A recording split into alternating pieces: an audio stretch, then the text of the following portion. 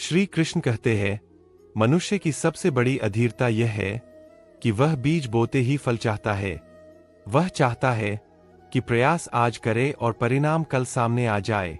लेकिन प्रकृति का नियम कुछ और है।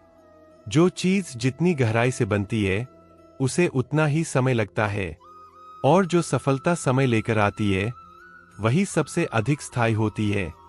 आज के समय में लोग परिणाम बहुत जल्दी चाहते हैं।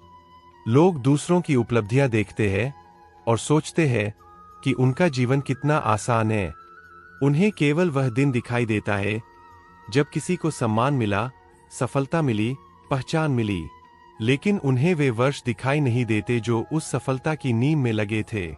कई लोग इसी कारण बीच रास्ते में हार मान लेते हैं। वे सोचते हैं, शायद मैं योग्य नहीं हूं, शायद मेरे भाग्य में नहीं है, शायद मेरी मेहनत कम पड़ रही है। लेकिन श्री कृष्ण कहते हैं, देरी हमेशा असफलता नहीं होती, कई बार वह तैयारी होती है। एक किसान खेत में बीज बोने के बाद हर दिन फसल नहीं मांगता। वह जानता है कि मिट्टी के भीतर बहुत कुछ हो रहा है जो दिखाई नहीं देता। बाहर भले शांति दिखे, लेकिन भीतर जीवन तैयार हो रहा होता है। ठीक वैसे ही तुम्हारे जीवन में भी कई बार ऐसा होता है। तुम प्रयास करते हो, सीखते हो, गलतियां सुधारते हो, बार बार गिरते हो, लेकिन परिणाम बाहर से दिखाई नहीं देता, और वहीं मनुष्य टूटने लगता है। लेकिन याद रखो, जो दिखाई नहीं दे रहा वह बेकार नहीं हो रहा। तैयारी हमेशा शोर नहीं करती। कभी कभी सबसे बड़े परिवर्तन मौन में होते हैं। श्री कृष्ण कहते हैं, जो व्यक्ति केवल जल्दी पाने की इच्छा रखता है, वह अक्सर जल्दी थक जाता है। लेकिन जो व्यक्ति यात्रा को समझता है, वह मंजिल तक पहुंचता है। आज दुनिया तुम्हें कह सकती है, इतना समय हो गया, अभी तक क्या हासिल किया? लोग तुलना कर सकते हैं। कुछ लोग तुम्हें पीछे समझ सकते हैं।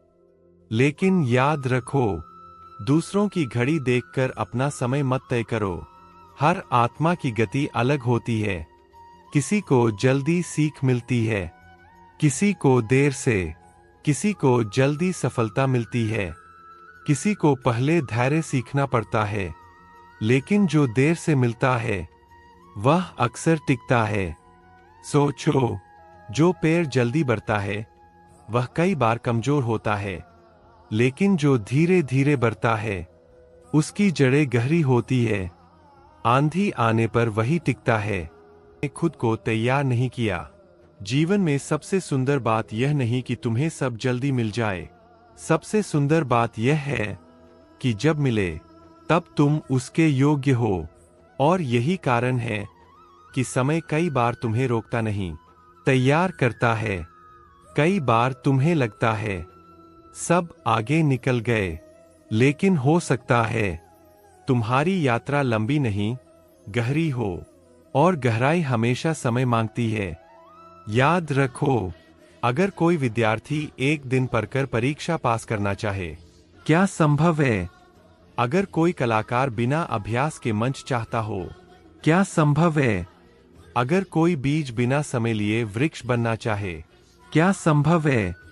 नहीं। तो फिर जीवन में सफलता को तुरंत पाने की जिद क्यों? श्री कृष्ण कहते हैं, धैर्य केवल इंतजार करना नहीं है। धैर्य का अर्थ है इंतजार करते समय भी अपना श्रेष्ठ देना। यही वास्तविक शक्ति है। कई लोग तब तक काम करते हैं जब तक उत्साह होता है, लेकिन जो लोग तब भी काम करते हैं जब परिणाम देर से आते हैं, वही आगे जाकर उदाहरण बनते हैं। आज अगर तुम्हारा समय कठिन है, तो उसे अपनी कहानी का अंत मत समझो।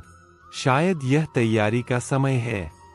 शायद जीवन तुम्हें इतना मजबूत बना रहा है कि आगे जाकर सफलता तुम्हें बदल न सके। शायद तुम अभी जड़ें बना रहे हो, और जड़ें हमेशा दिखाई नहीं देती। याद रखो, दुनिया परिणाम को देखती है, लेकिन समय प्रक्रिया को देखता है, और प्रक्रिया ही भविष्य बनाती है। श्री कृष्ण कहते हैं, जो व्यक्ति जल्दी हार नहीं मानता, वह देर से जीतकर भी लंबे समय तक आगे रहता है।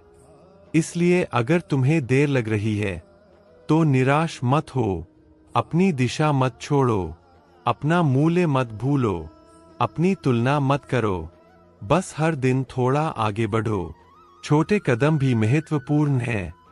धीमी गति भी गति है। और जो लगातार चलता है वह अक्सर उन लोगों से आगे निकल जाता है जो शुरुआत तेज करते हैं लेकिन बीच में रुक जाते हैं।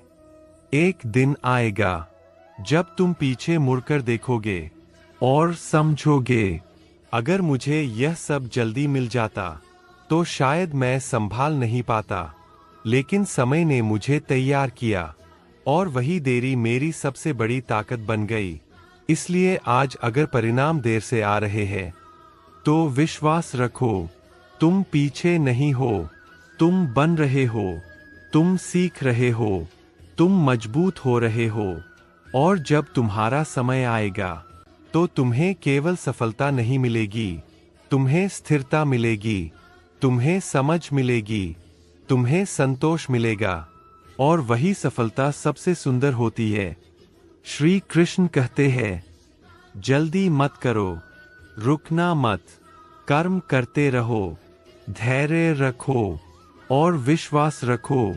देर से मिलने वाली सफलता ही सबसे स्थायी होती है। जय श्री कृष्ण।